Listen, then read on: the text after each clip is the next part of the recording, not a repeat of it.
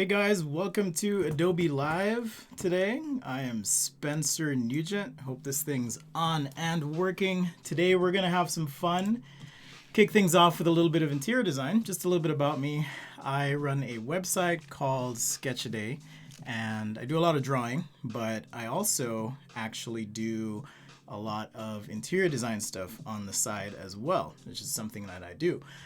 Architecture, interior, exterior, renovated homes, all that stuff. And one of the tools that's helped me a ton is using Photoshop to plan out my designs and my strategy. And it so turns out that now that it's springtime, it's a really great time to make some changes to our spaces. And that's what we're gonna do today. We're gonna make some changes to our spaces. And I'm gonna use my actual home for this example. So we're gonna kick things off with Adobe Bridge, and we're gonna keep it simple today. The schedule actually, just a look ahead. We have interior design with me today. We also have the Premiere Pro Daily Creative Challenge, Photoshop Daily Creative Challenge, photo compositing, lots of good stuff coming your way today on Adobe Live.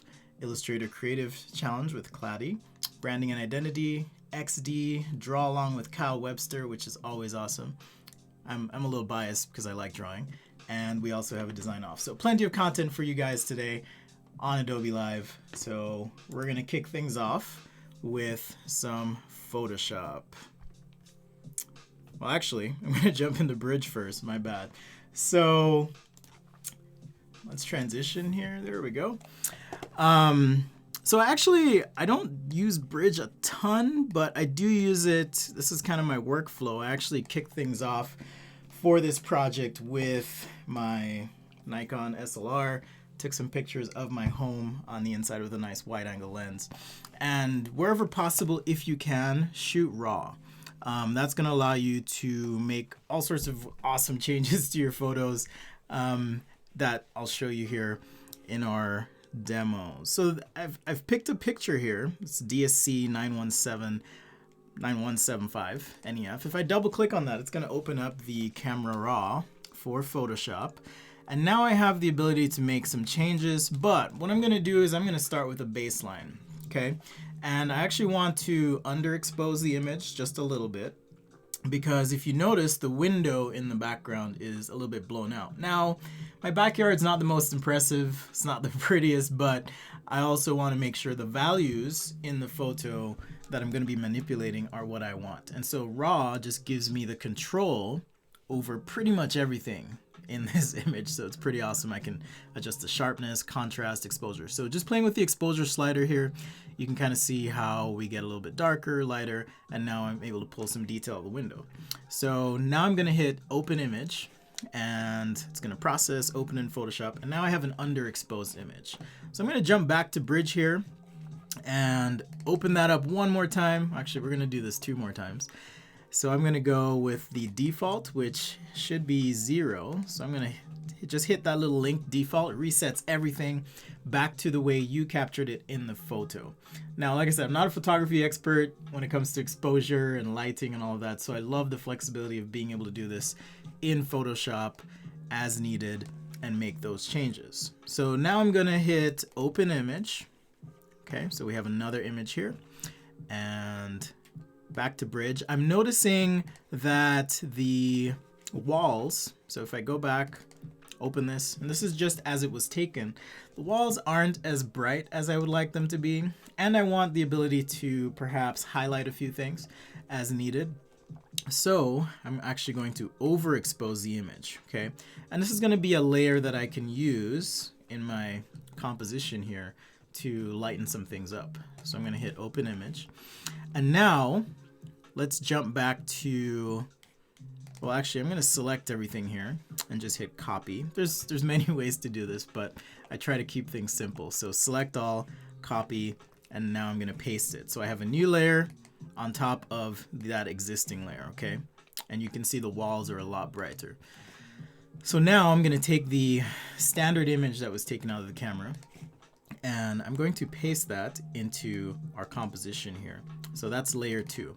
In fact, if I don't want to get confused we can just double click, call this original. I'm terrible at labeling layers. It's something I need to be better at, but I'll try my best here with you guys. Now the background layer, it's locked, and it's by default it's just fixed in place. So if I want to be able to move that around, manipulate it, all of that stuff, I actually need to either double click on the layer, which is going to free that up now, and I can call it something like underexpose, just like that. And well, underexpose. I named that incorrectly. Okay, underexposed. Hope you guys are having a good morning, by the way.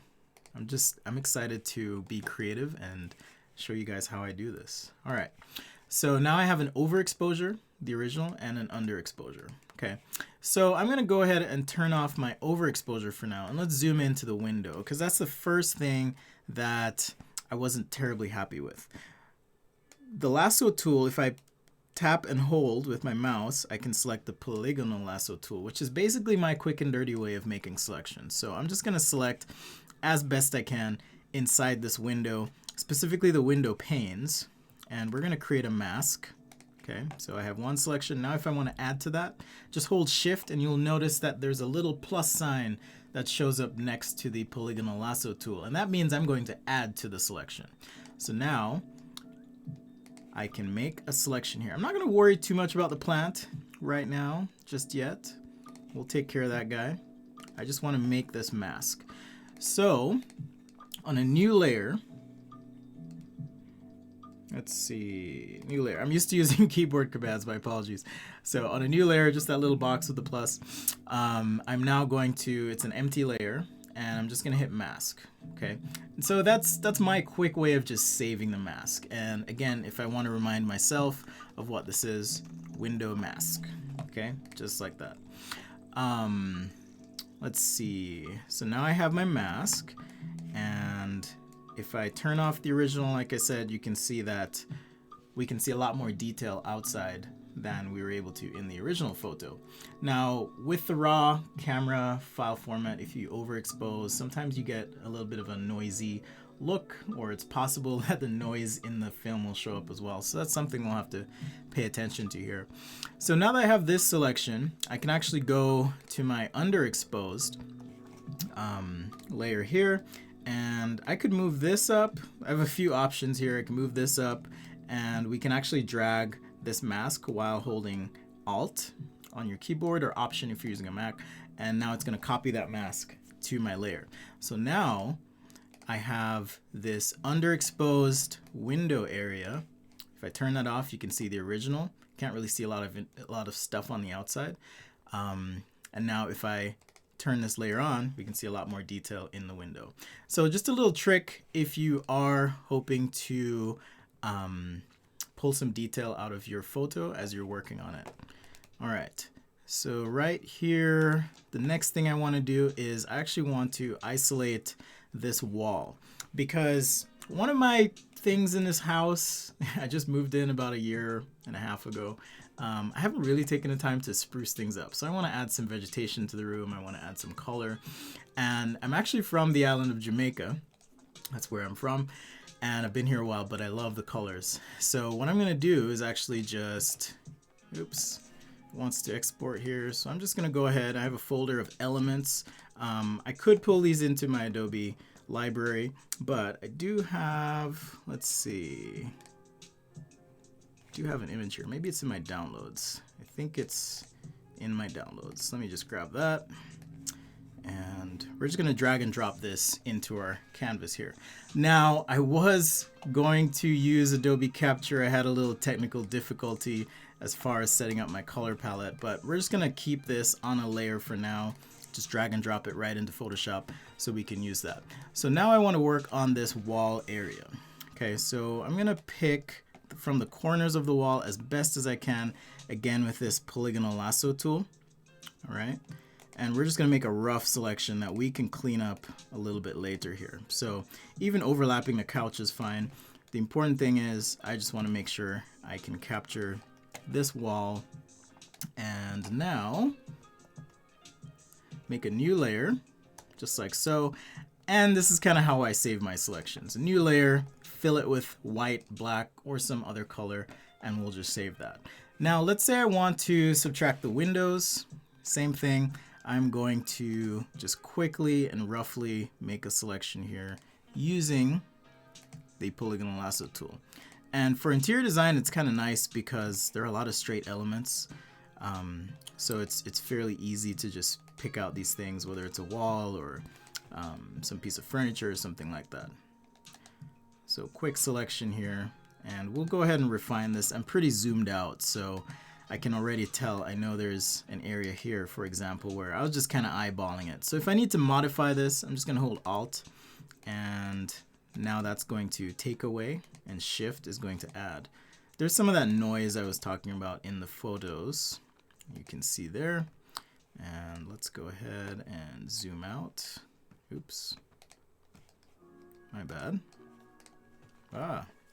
Running into trouble with my keyboard shortcuts. Okay, so let's go ahead and subtract a little bit right here, all the way down. All right, so just taking away that sliver. Another sliver here, just to be a little bit more precise with the window. Because what we're actually going to do is we're going to paint this wall. It's a little bit drab. Like I said, the background, we'll touch that up in a minute. But the color is, I think when people sell homes, sometimes they just paint them like a standard boring gray, right? It's not offensive, it's not definitive. So that's kind of the state of this room. All right, so I have this selection, and again, I could save it into a channel, whatever. I'm just gonna keep it in this layer. So there's my window, okay, in pixels. There's my wall in pixels. Now if I want to isolate the wall from the windows, I can do that. But I'm gonna use the power of Photoshop here, because the other thing I'm not terribly happy with is this lamp. Okay, this lamp in the corner of my room. It kind of just found a home there. It stayed there. I don't really necessarily love it there. So I want to take this out. So what I'm going to do is I'm going to make another dirty selection here. And we're going to use Photoshop to help out. Now, this is the way I do it. But let's see. I'm going to go to my original layer. And I'm going to go Layer, New, Layer via Copy. Or Command or Control J. If you're like me and you use a lot of keyboard shortcuts, just hit that. And now I have isolated this portion of my original photo. Okay, so with that new layer, and we can even call this lamp if we wanted, but I'm going to use this to actually remove the lamp. So now I'm going to go Select, and there's this really cool command, totally changed my life last year. Select subject. So I'm going to hit select subject, and because I'm on this layer, it's going to do its best to try and pick out the lamp. Sometimes it does a great job, and sometimes it doesn't. In this case, it did a lot of the work on the outside here. The stem of the lamp, fairly simple and easy, but there's also this portion. So what I'm going to do now is jump to my selection tool, quick selection, and we're going to just hold Alt, and you'll notice that the icon in the selection tool has now changed to a minus. So everything I click on here with my mouse, and it's going to try and find the edge as best as possible. There's some adjustments we can make, okay? In fact, let's just go ahead and select, or deselect rather, oops, using Alt. Just go ahead and get as close to the edges here as we can. And we're going to take away a bunch of that. And now I'm going to refine my selection. Okay, I'm going to change the mode here to subtract and adjust the size of my brush. Okay, there's also select subject as a function here. And now I'm going to just go ahead and paint.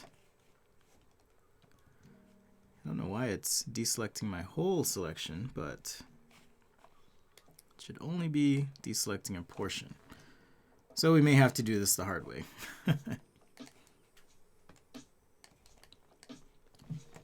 Which is, we can also use, let's see, I'm just going to go ahead and make this quick and dirty. Like so.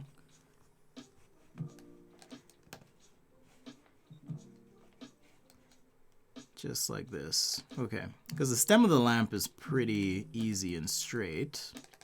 All right, just like that.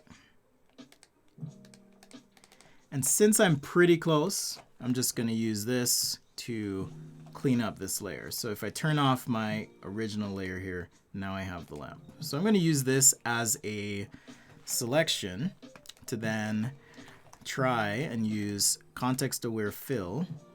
Okay. Like I said, with Photoshop, there's a lot of different ways to do stuff. So now I'm going to go to Edit. Let's see. I'm trying to remember where the command is here. Actually, let's go ahead and do our paint bucket. Right there. And I want this to, let's see. Man, I'm so used to keyboard shortcuts. My apologies, guys. Okay.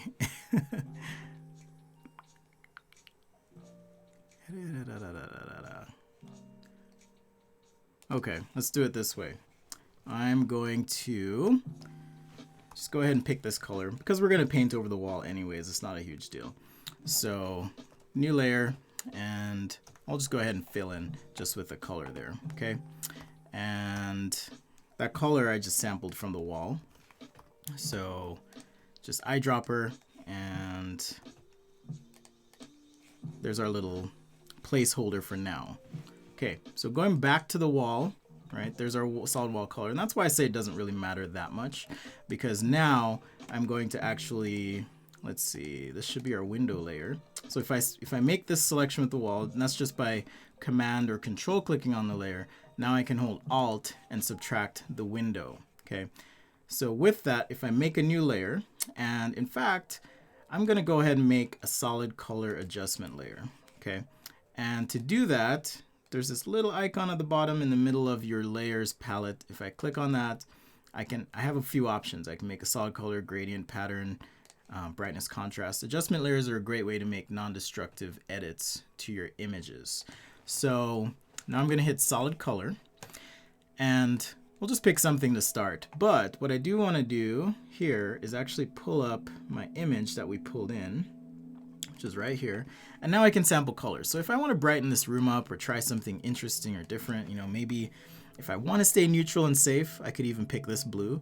But now I'm going to double click on my adjustment layer. And if I move out of the window, I can actually sample colors from this image. Okay. So let's just start with this blue. And we're also going to play with the blending mode of this layer. So for example, and this is really cool update in Creative Cloud for Photoshop, I can actually just pan down this list of adjustment modes and find one that works for me. So I'm going to stick with multiply here because that's going to work nicely with the darks in the image. Now the couch right here, right, has a border, and I want to be able to separate that border out, so, or the edge of the couch from the image. So what I'm going to do here now, and you can already see how the room is changing, right? From the original color to now we have this blue. Okay, so now I'm going to make a marquee selection around the couch. And the purpose of this is really just to get select subject to save me a lot of time. So I've made a new layer, layer 5, and it's really just the couch. If I move this around, you can kind of see what's happening here on this layer. So now I have just the couch, and I'm going to go select subject, and now it's trying to pull out the couch as much as possible. Okay, sometimes to help with this you can adjust the levels, okay, because it's really just trying to find the contrast between the foreground and background. So select subject, and now we have a much better selection and outline of that couch. Okay, so that being said, I can now remove that portion from the layer. And to do that, you go layer, new, layer via cut. It's deselected now because I already did that with my keyboard. And if I wanted to, I could move this layer up, but what I actually want to do is modify, just to show you guys what this looks like. There's my mask, okay, that's what it looks like. And I want to modify that. So what I need to do is select this couch, And now with the mask selected, and I know it's selected because I have these 4 corner marks on that portion of the layer. Let's go ahead and make these thumbnails bigger for you guys. Let's see.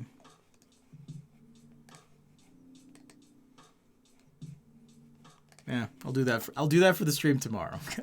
I'll try to remember to do that. Make those thumbnails bigger. So now I'm going to erase a portion of this mask. Okay, so I'm just going to pick just a generic hard large brush here, and now just go ahead and erase the portion of the mask. And the way the mask works is anything in black will be obscured, and anything in white will be visible. Okay, I'm picking up a little bit of a hard edge here on this cover that I put in. So I'm gonna erase just a little bit, kind of feather this in just with a nice big brush. And like I said, you can kind of see it didn't really matter too much. We're masking the lamp here, and I just needed to clear that up. All right, so now I've applied some paint to the wall. Cool, that's pretty awesome. Now let's see if we can get rid of the mirror. I might be considering, putting something else on the wall here. So going back to my original, let's do edit. Man, I feel like, oh, there it is, edit fill, edit fill. And I'm gonna do content aware and see if it'll clear this up. No, it tried to interpret the mirror as part of this. So let's go ahead and just take a gradient. So I'm gonna pick this color at the top of the wall, and above here, again, we just need to just be close but not exact as far as the colors go. And this is on a new layer, so we're just trying to create a nice blend here, just like that. And on the bottom portion, I can take a nice large eraser and just feather that in. Okay, here's the top as well.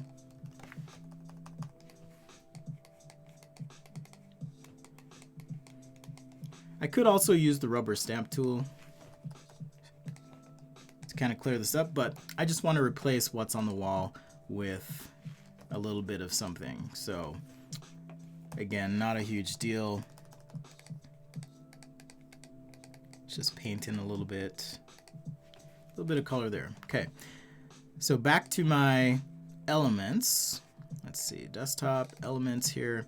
I also took a couple pictures of some other pictures in my home that I'm considering putting in place here. So let's take these two, and I'm gonna go ahead and open this in Photoshop. All right. If you take a picture on your iPhone, for example, sometimes it pulls in a weird file format called HEIC. And so that's what this is right here. But I'm just gonna go ahead and take this San Francisco print, and let's copy that. And now I can paste it into my new image. Make sure it's on the top layer, and now just transform. And the oranges are really playing nicely with that blue. Okay. So once again, that's why I'm saying it doesn't matter too much that the bottom portion of this mirror is showing through a little bit.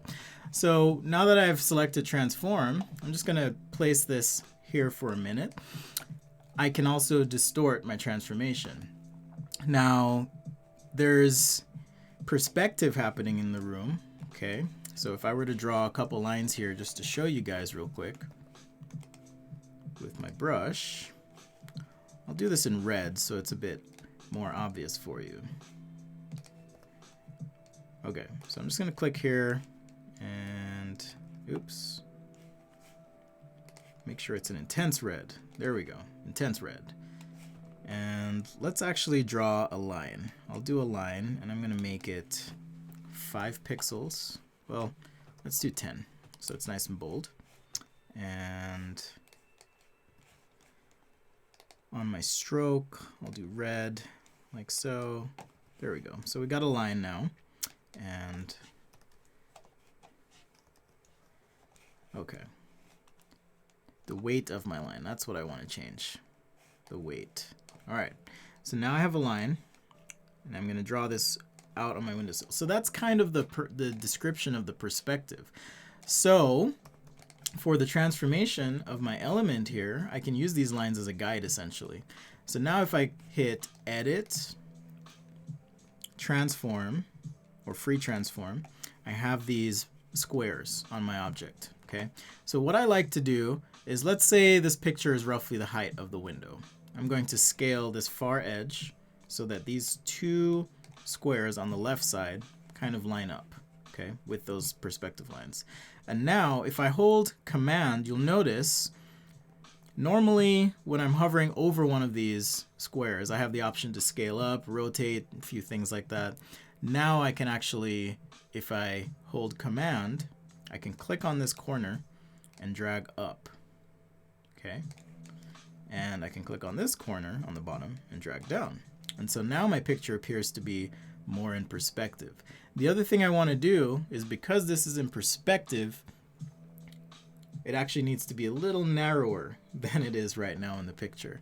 So I'm going to go ahead and do the same thing, but now I'm just going to pull to the side here like so, and also drag down just like that.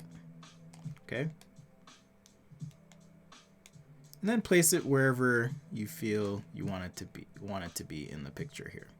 So if I wanted to as well, let's make this actually just a little bit smaller, and I've decided now I want the Chicago friend next to my San Francisco friend here. So just a quick and dirty marquee selection. We'll copy that, we'll paste it. Not really paying too much attention to the color gamut warnings. And we'll do the same thing. We'll scale up, back, down like so, adjust the width as needed. Okay, scale down just a little bit. And now I have two pictures on my wall. All right, a little bit of a shift there. And now I'm going to take these two layers, because these feel a little bit too big, and just kind of scale them down and place them on my wall. Now, there is thickness to these picture frames. So one quick way I like to do this, if these layers are merged, I can actually just make a selection like so. And now when I zoom in, if I want to move this selection, just make sure that you're on any of the marquee tools. So the rectangular marquee or the polygonal lasso. And now I can drag this selection back just like that, because I want this to feel like there's some thickness to these picture frames. The other thing, and it's very subtle, that I want to do is I want to adjust the shape of the marquee here so that it feels like the edge of the picture frame is actually against the wall. All right, just like that. Moving a little quick here, so we'll keep it just rough, because a lot of times, like I said, interior design, renovations, things like that can cost money. So just even having a little idea of what it is you want to do can be tremendously helpful and help you save a ton of money. So now I'm going to just pick a color here on the frame, the existing frame color. If I want to do a check on that, I can click on that, and let's say I want to make the brightness a little bit less. I can tap the B, drag down, and now I'm just going to fill that layer on the back. Okay, here we have a little sliver showing from the frame where I was a little bit careless, so I'm just going to click and erase all the way up just like that. And now I have this picture frame on the wall, and I can clean up the boundary just with a little bit of erasing just like that. So now my pictures are on this wall in this room that I moved from the other room, so I have a better idea of what this looks like. Let me go ahead and hide my shapes here, and I also want to add a shadow to this. Okay, so I'm going to merge these layers, and now if I double click on the layer, I have the option to add things like a drop shadow, stroke, that kind of thing. I'm going to hit drop shadow and pick my angle or direction for the light. Okay, so this line right here is actually indicative of the lighting. And if I drop the opacity down, the distance, spread, the size, I can get a pretty tight drop shadow. All right, so now it feels more like, oh, these frames are on the wall. Let's go ahead, oops. Let's go ahead and clean up this little area that we couldn't quite get right. So I'm just gonna make a little selection, and the selection's kind of like putting tape down. If any of you have drawn traditionally, it's kind of like putting tape down and masking off the area just enough so that I can focus my efforts. All right, so just a little bit of little air here, picking colors existing on the wall, and now we have masked that area. So we've gotten rid of our lamp, we've painted our wall. Well, you know, I'm not super happy with the background here. Again, my backyard's a little bit messy. So let's go ahead and pick this layer, and we're gonna play the turn layer on and off game because when I work fast, that's kind of how things end up sometimes. So there's my layer, the underexposed layer, and I'm going to actually duplicate this layer just because I don't want to work in a destructive way, like I mentioned. And now I'm going to, let's see, go ahead and right click, and then once again, foiled by my my lack of menu knowledge, but I'm going to apply this layer mask to the image here. And so the hacky way that I do it, I make an empty layer and then merge those layers together, and now I just have the window portion here. But the reason I'm doing that is I actually want to go to Filter, Blur, Gaussian Blur, and just blur the background enough right here so that I just have kind of a blurry backdrop. I don't really want the detail in this window, okay? And now I'm going to select this mask that I had before and mask, and now I have kind of a blurry window portion. My plant got blurred, but don't worry, because I've been wanting to work on some curtains as an addition to this room. Fortunately, I found some that I think could be a pretty good start. So just dragging and dropping that into Photoshop, I now have my curtains here. And let's go ahead and just split these. So I'm going to do, let's see. So when you drag this in, it actually pulls it in as a smart object. So I need to right click on the layer, okay? And there's a little command here, rasterize layer, or you can go layer, rasterize layer. There we go, rasterize smart object, and that's what is on that layer. So I'm gonna hit rasterize, which turns it into pixels that I can manipulate now directly. And let's go ahead and select subject once again on this layer. So now it's made its best attempt to select just the curtains, and pretty good. The one area of trouble is right here, so I'm going to now manually just correct the border. Okay, so the polygonal lasso tool again is my quick and dirty way of cleaning things up. Okay, so now hitting layer, new, layer via cut. I've now cut those pixels that are selected, and it's on a new layer. Okay, and now I can just place my curtains in my room like so, scaling down just a little bit. All right, maybe we can scale up like so. Now you might be thinking, well, the curtains are too narrow for this room. What's going on?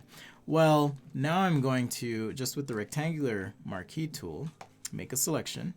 If I switch back to the move tool, if I click, you'll notice that next to the arrow, I now have scissors. That means I'm going to cut and manipulate that layer. So, clicking and dragging to the right, I can now essentially obscure that plant. That's why I said not too worried. Let's go ahead and redo that. So I'm not too worried about that plant because it's right there. I'm just moving this up because I think I made a little mistake. If you're going to transform and do this though, you do want to hold shift. So click and then hold shift, which is going to constrain you to horizontal, strictly horizontal or vertical, just like this. And now I have my curtain in place. just like that. All right, well, my curtains are long. So again, with the rectangular marquee tool and transforming, I'm gonna hold shift once again. And now I can drag these up so that they're just to the bottom of the window sill. All right, now I do have a break in my curtain here. A quick way I like to do this, and I don't really like the curtain ends, so we're just gonna manipulate that and will it into our form that we want. But one of the things I do sometimes is you can either repeat and duplicate a portion of this curtain rod. So let's take this portion, for example. I could repetitively copy across and get a rod just to get a look, or the other way I like to do this is actually just by transforming and scaling across. Okay, and if you need to make some adjustments, just hold Control or Command, and quick visual check at a distance. We're good enough. Okay, so now I have my curtains in place. Like I said, I don't really like these curtain ends, so I'm gonna go ahead and just make a rectangular marquee selection.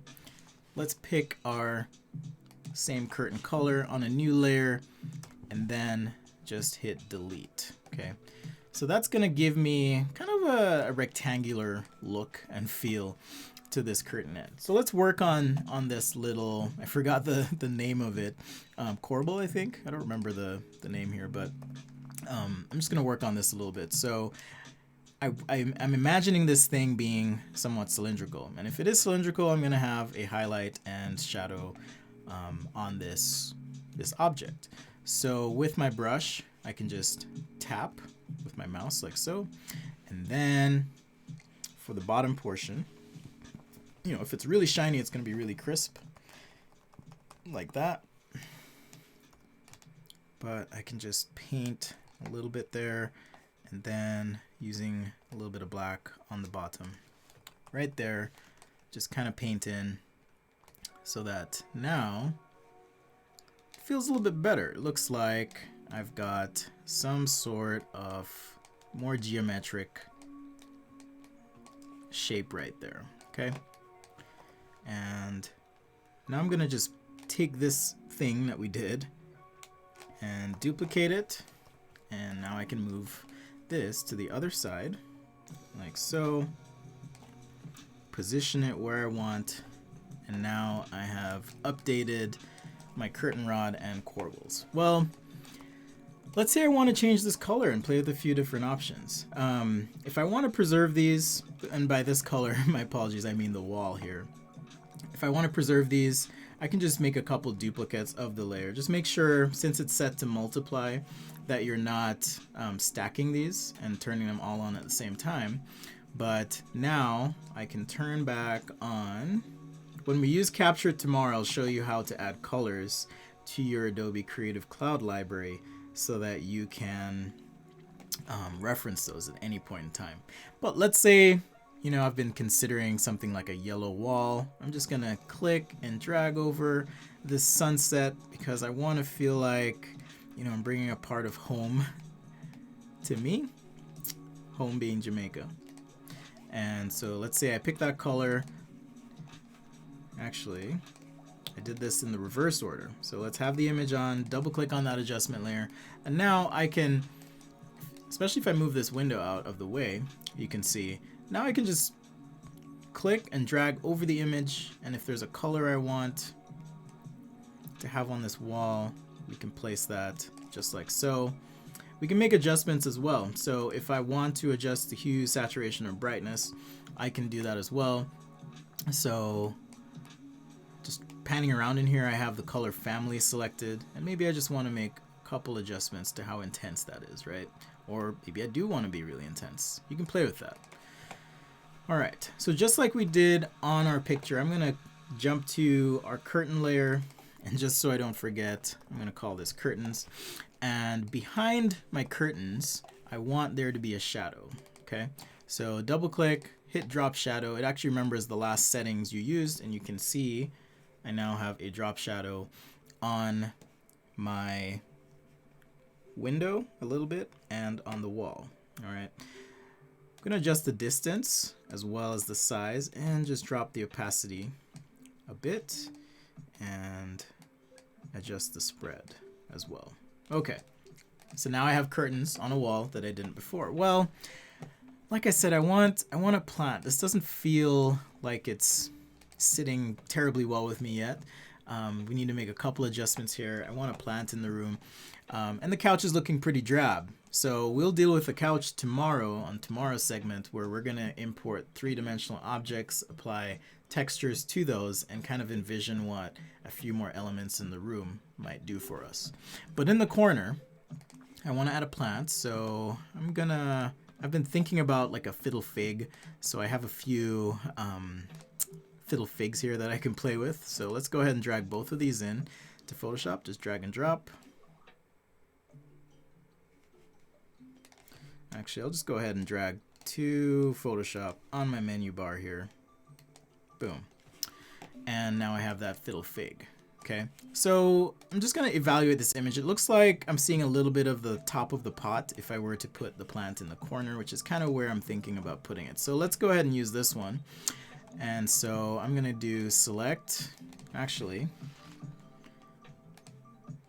I'm going to do that trick again because I want to give Photoshop and Sensei here the best chance to select what I want. So I'm going to do select subject, and it should select the plant. Yes, we are good.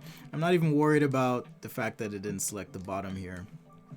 So I'm going to copy that, and now jumping back to our image, I can paste, and we can put this plant in the corner and scale it up. You know, maybe we want something a little bit bigger, and I'm going to go ahead and move this even further up in the layer order.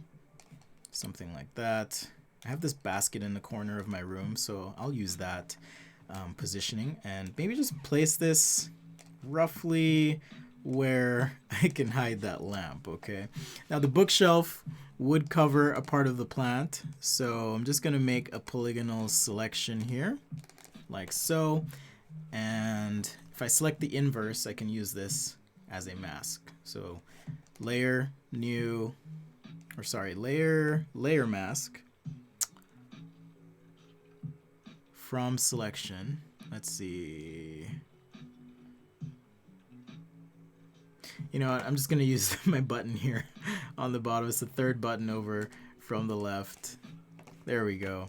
And remember, we went through that trouble of isolating the couch. So I can actually select the couch again, and we can go to this layer where we had that mask. And now, if I paint with black and a nice big brush, I can actually obscure part of the plant. Okay, so now we have the plant in the corner and this basket, like I said. I'm going to make a couple tweaks to the mask, right? Just like so. And so I'm masking a portion. Oops. Masking a portion of my pot here. There we go. Just cleaning that up. If I make a selection on this as well, if you look at the image, the plant is pretty well lit from the front, but that's not really how it looks, okay, because the light's coming from the window. So close to this corner, I need to make it darker. So I'm going to take a nice big brush again, and I have black selected, and I'm just going to paint with some black on this far side, like so. Let's just copy that mask over. I'm working on another layer because, again, I don't want to necessarily commit to my edits. And if I play with the opacity of that layer, like so, I can adjust the lighting for that plant. So now I have a plant in the room. I've got some color, but man, guys, you know, I want to adjust these pictures and also these curtains. Maybe there's some texture I want on these curtains. So let's have a little bit of fun. Let's see if we can apply a texture to the curtains. So I'm back on my curtains layer here, and I have, let's see, and this may not work. This may be a colossal failure, but at least I haven't spent the money yet. So now I'm gonna take this giant pattern that I found, and I'm kind of thinking, you know, maybe I could have a pattern on these curtains. Well, a couple things I can do. I'm gonna select these curtains. Okay, so you can see the marching ants there. And now if I hit mask, it creates a mask around this pattern. Okay. If the pattern is set to the right blending mode, like say multiply, you can see that now it's taking on the characteristics and shading of the curtains. Pretty cool. Super awesome. So let's select multiply and let's go ahead and erase some of this over painting, or over texture application rather, where it's kind of hitting the rod. We'll just clean that up a little bit. And I'm going to go ahead and duplicate this layer. And I want to show you a trick. So layer masks by default are linked, meaning when I manipulate the pixels on the layer, the mask moves with those pixels. If I break that link, I can actually take this texture and now just move it to the other side, like so. All right, I do need to delete a little bit of the excess here. So I'm going to go ahead and make sure your layer is selected, and you know it is because, actually I need to rasterize my layer. Okay, my bad, because I brought in that image again as a smart object. So make sure your layer is selected, and you know that because the four corners on the layer thumbnail are white. And now we can relink the mask, and that's just something you might want to do just so you don't forget that you broke that link. Now if I hit delete, it clears that up, and now I have patterned curtains in my wall. And I'm like, yeah, this is feeling pretty good. So the other thing I want to do, I've selected the wall layer here. I want to kind of help out the lighting a little bit, okay? Make the couch pop. And remember we had that overexposed image as well. I want to lighten up the couch and some of the walls. So on top of my color fill here, I'm going to take a nice big soft brush. This is huge. And just kind of click toward the bottom and the top corners, because the couch is right next to this, right? So it would be a little bit darker right there, which also tells me I can probably lighten up. And I'm going to cheat a little bit because I want this to be a bit more yellow. So I can probably lighten up the wall just like that. And we also had our overexposed image. Okay, so we're going to use a little bit of that. See if I can find it. Let's see. So we have our underexposed, the original. Okay. The cool thing is, if you're using Bridge and you're working with your raw file, I can actually double click on this. It remembers the last settings. If I hit open image, I can actually just copy this and now go back to my Photoshop file right here and paste. But what I actually want to do is create a mask for this layer, and I'm going to go ahead and fill that mask with black. And if you want to know what that looks like, there it is. It's just a layer of black. And now if I take a brush and the color is set to white, I can actually do this cool trick. And in addition to the color, or rather in addition to color being set to white, I want to play with the opacity of that brush stroke. So I'm going to crank the opacity of my brush down just a little bit. And now I can lighten up the top of the couch. Okay, so there's a little bit of the power of shooting raw. If you are going to be doing some sort of interior design thing, it gives you an opportunity to essentially paint light here. Okay, if I want to lighten something up. All right, these leaves are still a little too bright for me, or my liking rather. So I'm gonna pick that plant and then go ahead and just paint on top a little bit of black, just to make this a little bit darker. All right, so now that we have this yellow wall, the other thing that you'll notice whenever you add color to a room, you're gonna have that color affecting the rest of the scene. So I might want to do something like this, for example. Take the same yellow and then just with a nice gradient on top, we're gonna use this for lighting purposes. Okay, so it doesn't need to be super precise, just something like that. And now I can drop the opacity way down and we have some yellow on the wall, which is kind of how this scene would be. We'll do the same thing on this side right here. Don't have to be terribly careful, but just enough that we kind of have a general definition of this area. New layer. I always work on new layers, guys, because when I'm working for myself or with clients, there's always changes, right? So there's a very light yellow now applied to the wall on that side, and I'll group these together and turn it on and off so you can see kind of the difference with just having, having that little bit of yellow applied. All right, something like that, and then let's just clean up the boundary. Boom. Okay, so there's my little bit of light that I added to the scene because the wall is yellow, something like that. Okay, so there's on, off, on, off. On the curtains as well, if you want the folds to show up a bit more, we can adjust the levels of the layer. All right. So there's our curtain, there's our pattern. I can adjust the levels. So image, adjustments, levels, or you could use curves as well. But I want the folds to show through more. And this essentially is adjusting the contrast on that layer so that those folds show through. I did make a mistake, however. Right here, I don't want to adjust the levels on the rod, just